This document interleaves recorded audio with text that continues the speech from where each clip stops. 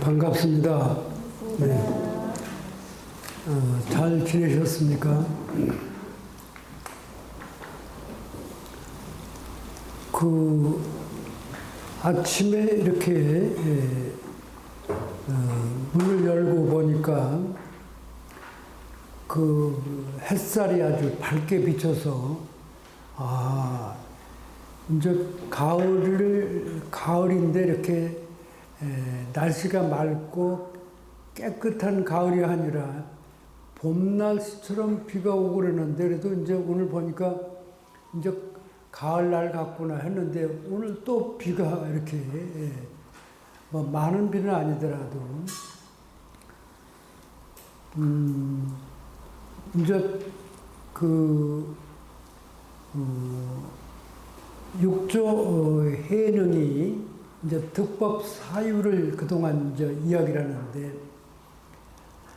나무를 해다 그 작은 암자에 나무를 져다 주고 나오는데, 어느 노스님이 금강경 읽는 대목을 듣고 마음에 깨달은 바가 있어서 이런 경전을 어디 가서 들을 수 있냐고 그러니까, 쌍봉산에 가면은 그 오조 홍인대사가 계시는데, 홍인대사 문화에는 건 1000명 대중이 있다. 거기 가서 홍인대사의 말을 들으면 된다 하고, 홍인대사에게 오조 홍인대사를 만나고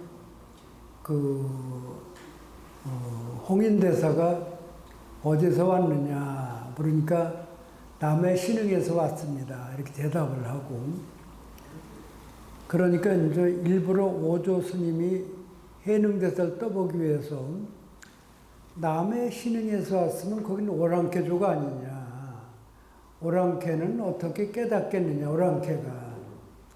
그때 이 해능이 사람은 남쪽 사람도 있고 북쪽 사람도 있지만 불성해야 무슨 차별이 있겠습니까? 또,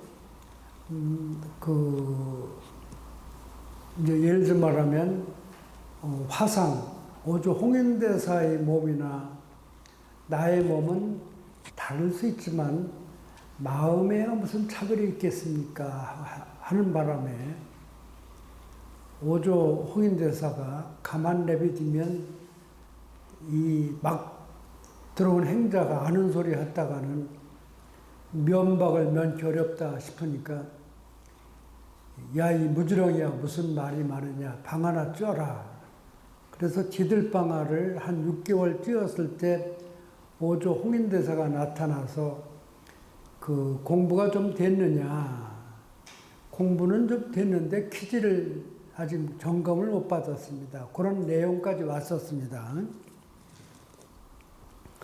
그러면은 오늘은 육조단경 강의 이렇게 3이라고 되어 있는데, 여기서부터 하면 되잖아요. 그죠? 한 번 더 읽을게요. 대중이 오조 홍인대사께서 각자 개송을 주요라고 말씀을 듣고 물러나와서 서로 말하기를, 우리는 구태여 힘들여서 개송을 지을 것 없다. 설사 개송을 지어 화상께 바친들 무슨 이익이 있으랴. hin수상자가 현재는 교수사로 계시니 필시 저분이 법을 얻을 것인데, 우리들이 개송을 짓는다고 해도 부질없이 힘만 들이게 된다 하였다. 모두 다 이 말을 듣고 마음을 쉬고 말하기를, 우리들은 뒷날 hin수대사에 의지할 것이다. 어찌 번거롭게 개송을 지으리요. 오조 홍인대사가 누구든지 깨달은 바가 있으면은 깨달은 것을 시루, 그러니까 개송을 지어서 오면 내가 그 개송을 보고 깨달았나 깨달았지 않나를 판단할 것이니까, 그래서 만약에 깨달았다면 부처님 당시 이어온 가서와 의발을 전하겠다 이렇게 했는데 이제 이 같이 함께 수행하던 수행자들은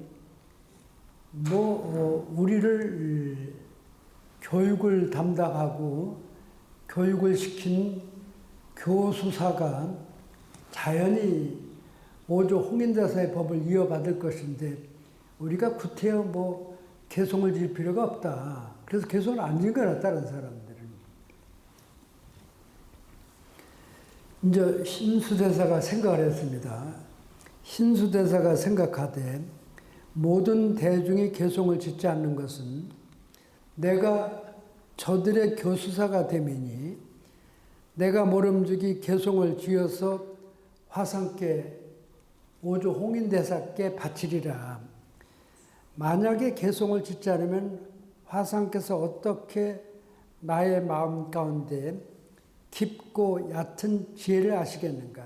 이제 그 개송을 갖다 줘야지 깨닫고 깨닫지 않은 것을 판단할 수 있지 않겠는가. 내가 개송을 지어서 바치는 것은 법을 구하는 것이면은 옳은 것이요. 조사가 되려는 것이면 나쁜 것이니 도리어 성인의 자리를 빼앗는다면 범부의 마음과 어찌 다름이 있으리요. 내가 만약 개송을 지어서 바치지 않는다면 법을 얻지 못할 것이니 어렵고 어렵다. 신수대사가 보니까 함께 사는 대중이 개송을 짓지 않는 거라. 이것은 필시 내가 개송을 지어서 5조 홍인대사로부터 법을 얻을 것이라고 이렇게 짐작하기 때문에 나머지 대중들은 개송을 짓지 않은 것이구나. 그런데 나는 확실하게 깨달은 바가 없기 때문에 한마디로 말하면 어렵고 어렵다. 참 개송을 짓기가 쉽지 않다. 이렇게 얘기를 하신 겁니다. 5조께서 계신 당 앞에 복도 3칸이 있는데 그 벽에 공봉을 맡은 노진을 청하여 능가경의 변상과 5조의 혈맥들을 그려 붙여서 대중에게 공양하려 하였다. 신수가 개송을 지어서 이것을 바치려고 여러 번 5조 홍인대사가 있는 그 당 앞에까지 갔으나 마음이 황홀하여 온몸에 땀을 흘림이라. 그러니까 이게 깨닫지 못하고 개송을 지어서 바쳤는데 못 깨달았다 하면 참 쉽지 않으니까 마음이 여기서 황홀하다는 것은 마음이 어디 갈파를 잡기 어렵다 이런 뜻입니다. 개송을 바치지 못하고 되돌아옴이라 이러기를 전후 4일에 13번을 하였으니 13번이나 개송을 바치러 갔다가 자신이 없어서 되돌아온 거예요. 신수는 드디어 생각하기를 복도에 개송을 붙이고 화상께서 지나가시다 보시게 하는 것이 좋겠다. 앞에 여기서 교수사는 수계할 때 수계자들에게 예법을 가르치는 스님을 교수사라고 해서 보살계를 할 때는 갈마사와 교수사가 있고 전계대화상이 있잖아요. 그죠? 그래서 교수사는 왜 이 계를 받아야 되고 계를 받는 것이 왜 이렇게 중요하고 계의 계목 하나하나를 설명해 주는 분이기 때문에 수행이 많이 되신 분을 교수사라고 이렇게 하는 것입니다. 그 공봉은 그 밑에 보면은 재주와 기회가 있는 사람, 일종의 벼슬이다. 이것도 노지는 그림을 그리는 사람, 화공을 말하고 능가경은 대승불교의 경전으로 열애장 사상과 열애장 사상을 경전에 이렇게 담아놓은 것이다.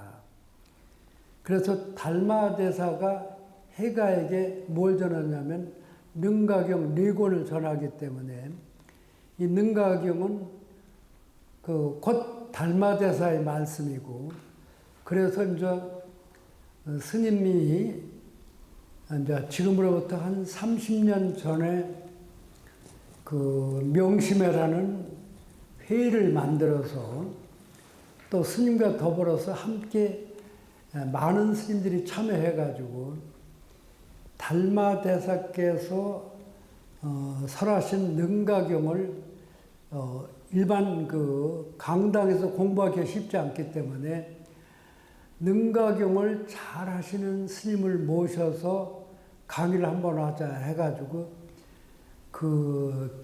김용사에서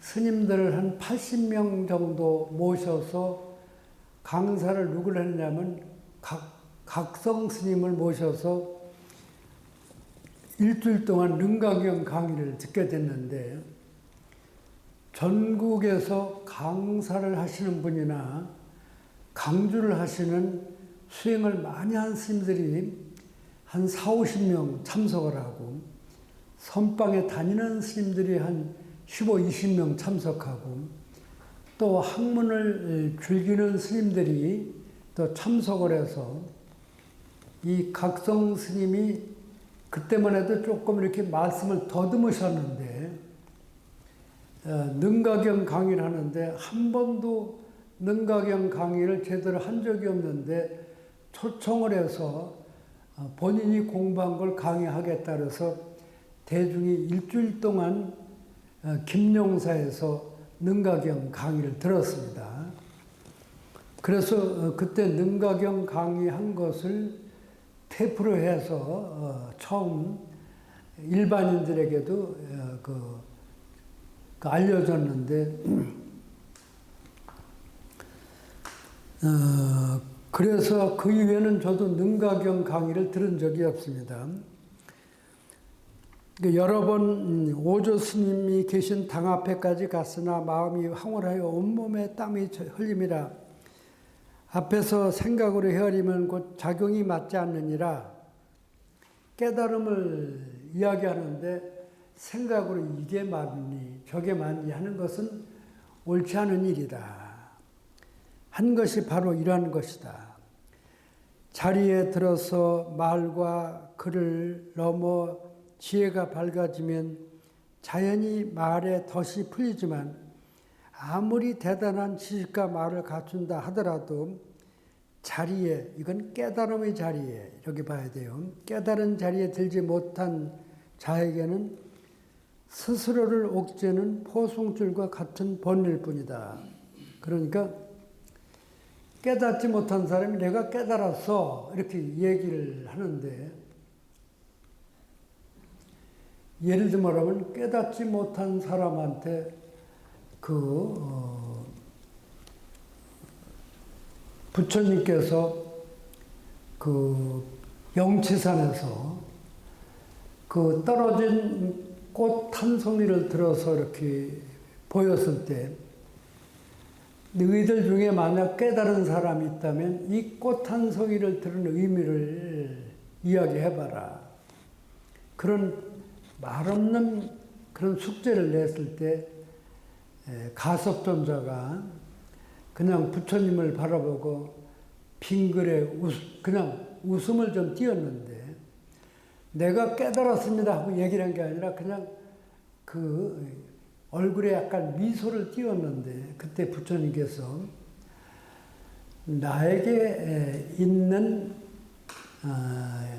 정법 안장 열반 묘심을 가섭에게 부축하노라 하면서 인도에서 부처님의 법을 이은 이심전심 마음과 마음으로 이어서 법을 받으신 분이 가섭존자잖아요. 그러듯이 여기도 이렇게 돼야 되는데 신수대사가 지금 마음을 깨닫지 못하니까 정말 마음이 다 황홀할 지경이고 여기 좋게 황홀하다 그러지만 마음의 번뇌망상이 끊임없이 일어나게 된 거잖아요.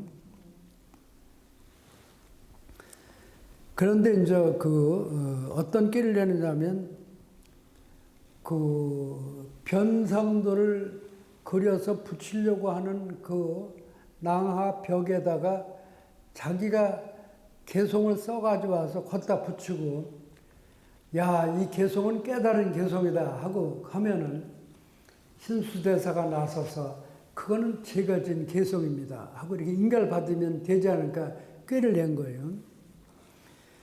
만약 화상이 보시고 좋다고 하면 즉시 나가서 예배하고 내가 지었음을 말씀드리자. 만약 마땅치 않다고 하신다면 나는 부질없이 수년을 산중에 있으면서 남의 예배를 받았음이라. 다시 어찌 돌을 닦았다 하리요 하고 생각하였다. 못 깨달았다고 하면 다른 사람이 존경하는 자리에서 예배를 받고 있는 이런 입장인데 이게 못 깨달았다면 얼마나 수치냐. 이날 밤 삼경에 사람이 알지 못하게 하고 스스로 등불을 잡고 복도 남쪽 벽에 가서 자기의 소견을 샀다. 신수가 개성을 써놓은 방에 들어오니 아무도 몰라. 개성을 써놓고 붙여놓고 써서 개성을 붙여놓고 자기 방에 들어와도 아무도 아는 사람이 없었다. 요 개성을 한번 따라 하시기 바랍니다. 신시보리수요 시며 명경대라 시시금불식하야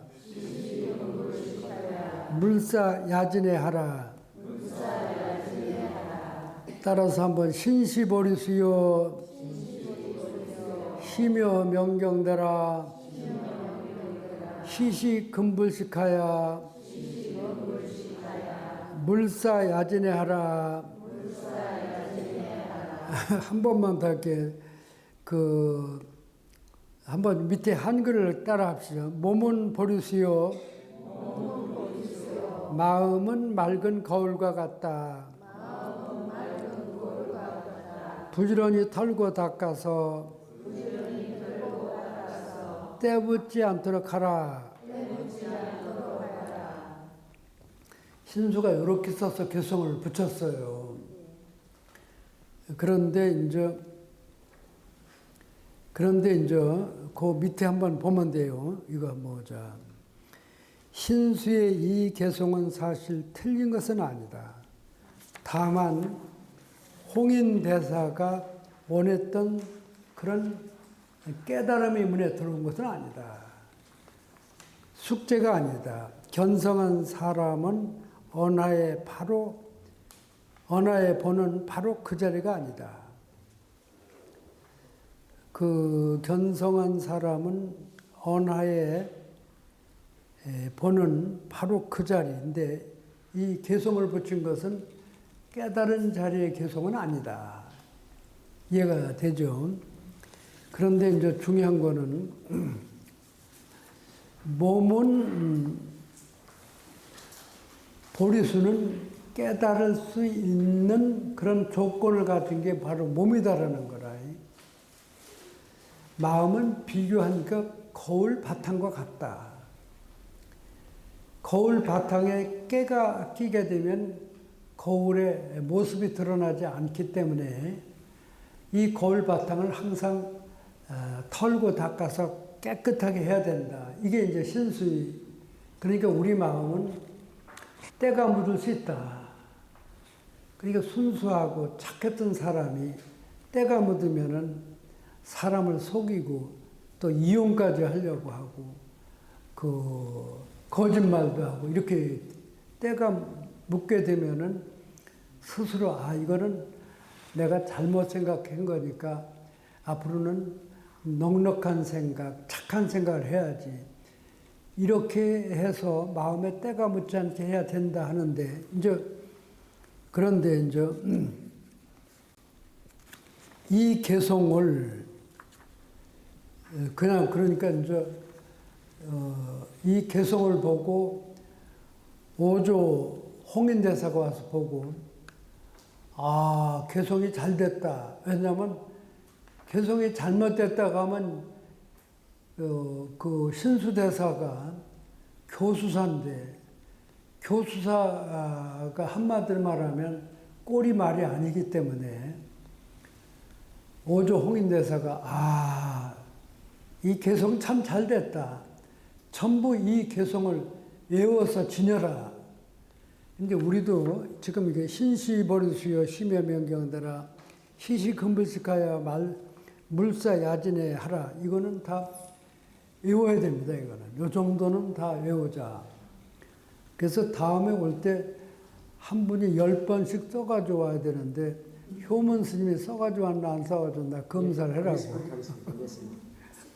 왜냐하면 뭐 한문으로 못하면 그 신시보리수의 명경 심의 명경대라 시시금불식하여 물사야진에 하리라. 그러고 나서 몸은 보리수요 마음은 맑은 거울 부지런히 털고 닦아서 때묻지 않도록 하라.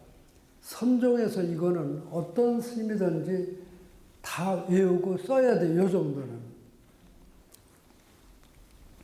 그래도 뭐 근데 여기 보면 신수의 이 개송은 틀린 것은 아니다. 다만 홍인대사가 원했던 그런 숙제가 아니다.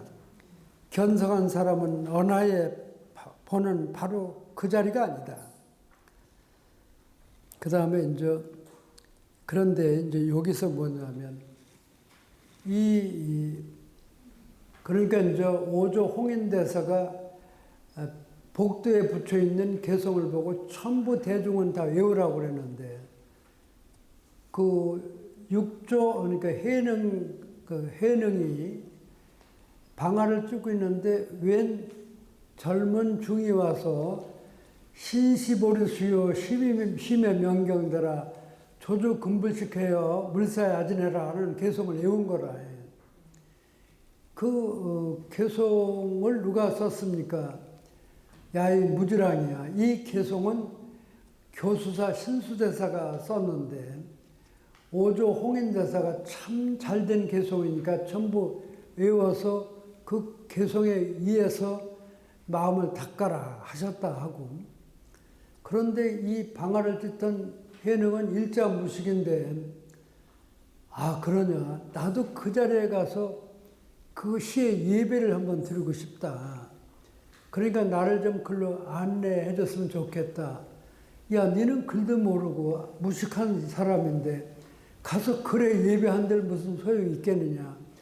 그래도 한번 가서 예배하고 싶다 해서 글로 안내를 하게 돼요. 안내를 하니까 이 5조, 6조 해능이, 이제 6조가 되기 전에 해능이 그 글에 큰 절을 3번 올리고 글을 한번 읽어달라. 그러니까 신시보리수 심의 명경대 조주 금불식 물사야진이라 하고 그러니까 이제 몸은 깨달음에 나무요 마음은 거울의 바탕과 같은 것이다.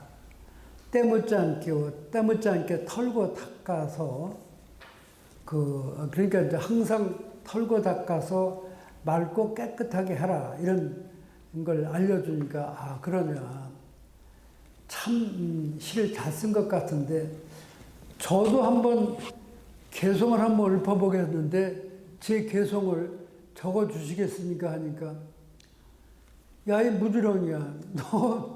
너는 글도 모르고 방 하나 찢는 주제에 무슨 개성을 읊는다고 하냐. 사람은 비록 이렇게 하천하고 방아를 방아를 찢을지언정 또 의식세계는, 마음의 세계는 오히려 또 상상긍정이 있을 수도 있지 않느냐.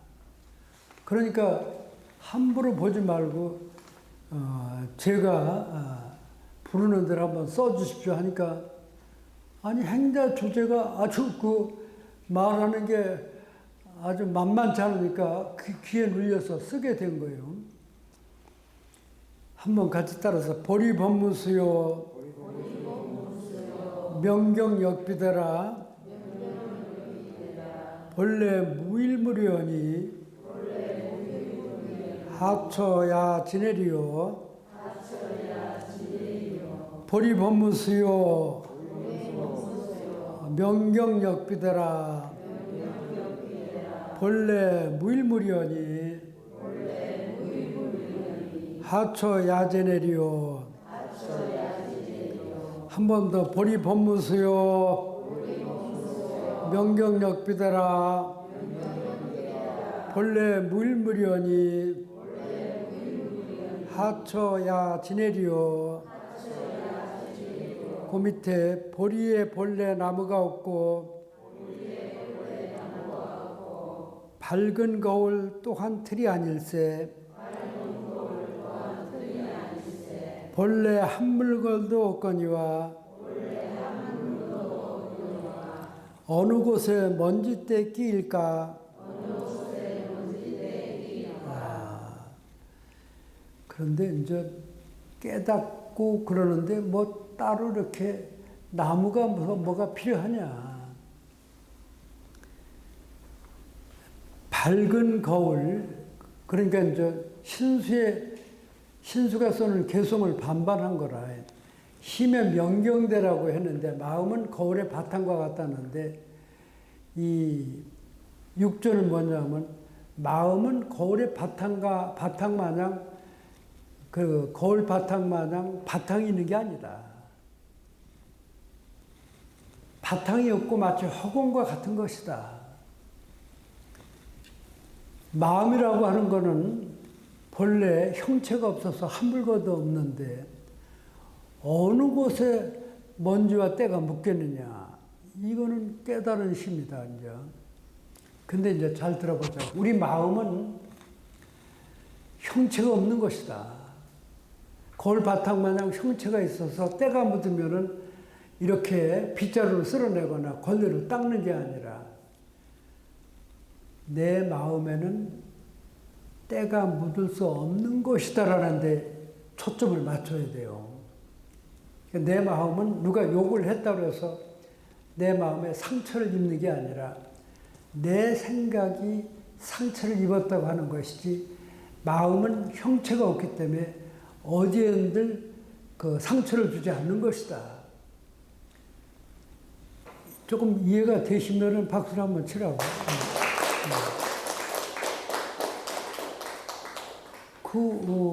어떤 분이 참 우리는 잘 살았습니다.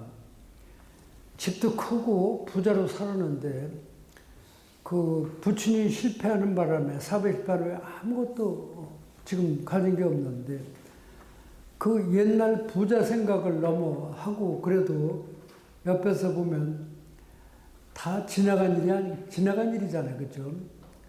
지나간 거는 꿈과 같나요? 같나요? 지나간 일은 꿈과 같잖아요.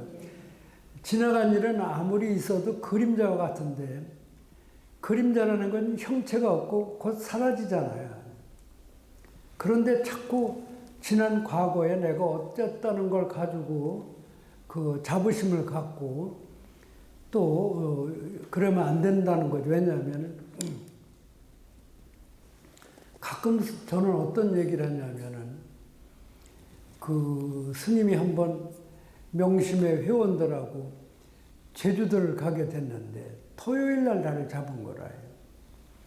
토요일 날 잡았는데 그날 마침 그 태풍이 남쪽으로 올라온다는 정보가 생기고 공항에 가니까 막 비가 쏟아지는데 그냥 뭐 1시간쯤 쏟아지고 말아야 되는데 계속 비가 오니까 그 쉽지 않잖아요. 그래서 그날 뭐 혼인하고 결혼한 사람들은 하나하나 물려서 돌아가고 스님들은 되돌아가려고 하다가 1년 전부터 나를 잡았는데 좀 기다려보자. 기다렸는데 다행히 비행기 하나가 이제 갈 수 있다 그래서 이제 그 비행기를 탔는데 그거 타고 보니까 우리 스님들하고 일반인들은 몇 사람 안 탄 거라. 그런데 이제 타고 났는데도 천둥 치고 벼락 치고 그러니까 겁이 나나요? 안 나나요?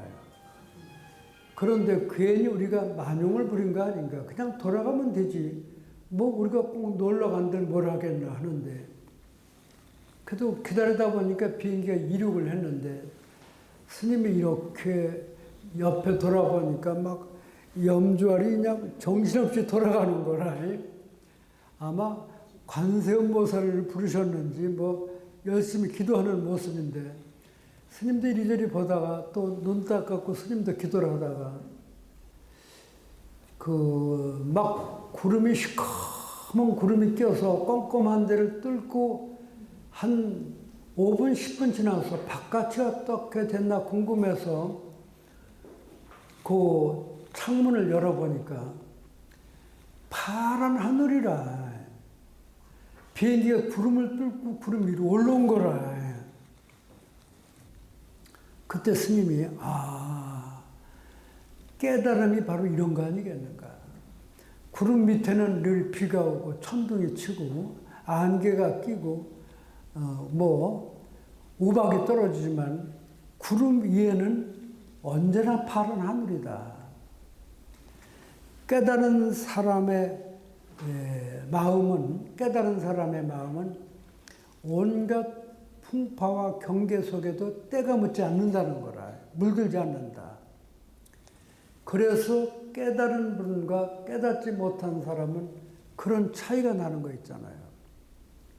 슬픈 감정, 또 괴로운 감정, 화가 난 감정을 가슴 속에 있다고 생각하는데 가슴 어느 곳에도 없는 거라. 그런데 본인이 상처를 입었다고 생각하는 거라. 이 육조 해능은 바로 그 자리에서 그걸 깨닫고 하는 거잖아요. 왜냐하면 마음은 형체가 없다. 형체가 없는 것은 때 묻거나 물들지 않는다. 우리 마음 입고로 텅 빈 허공이라. 그래서 우리 마음은 상처를 입을 수 없는 존재인데 본인 생각이 상처를 입었다고 생각을 한다. 누가 나를 멸시한다고 내가 정말 멸시당한 게 아니잖아요. 내 마음이 맑고 깨끗하고 밝으면은 어떤 멸시라든가 나를 욕한다 하더라도 내 마음은 파란 하늘과 같은 거예요. 그래서 그러니까 이제 오늘 핵심적인 거는 마음속에 그 어떤 과거를 집어넣고 괴로워하지 마라. 과거는 이미 흘러갔고 현재는 존재하지 않는다. 현재가 있는 것 같지만 현재는 곧 사라지나 안 사라지나. 미래는 아직 다가오지 않았다. 오직 이 순간을 우리가 소중하게 생각을 해야 된다. 보리수라는 나무를 놓고 상서롭다 하는 것은 사실은 중생심의 작용일 뿐이다. 보리수나 거울뿐만이 아니라 모든 말과 마음의 작용이 그와 같다. 여기서 보리수는 죄를 가리키고 명경되는 선정을 가리키는데 고도의 수행의 경지라 할지라도 그것은 결국 말과 마음과 모든 그림자를 꿰뚫어보지 못하는 자리는 중생심을 넘지 못한 것임을 말하고 있는 것이다. 바로 다음에 나오는 본래 무일물이야말로 중생심을 넘은 진정한 보리심, 불성의 자리를 가리키고 있다. 그러니까 본래 무일물, 그러니까 우리 마음은 형체가 없다는 거라, 무일물이라는 건. 그래서 세상이 이렇게 많이 바뀌고 우주가 끝이 없어도 허공은 변함이 없잖아요. 형체를 가지고 있지 않다. 허공에 우리가 칠을 할 수 없잖아요. 붓을 들고 아무리 칠을 하려고 해도 바탕이 없으니까 칠이 안 되는 거라. 우리 마음은 마치 허공과 같으니까 우리 마음속에 때가 묻을 수 있는 것이 아니다. 오늘 시간이 이렇게 또 딱 돼서 여기까지만 하겠습니다.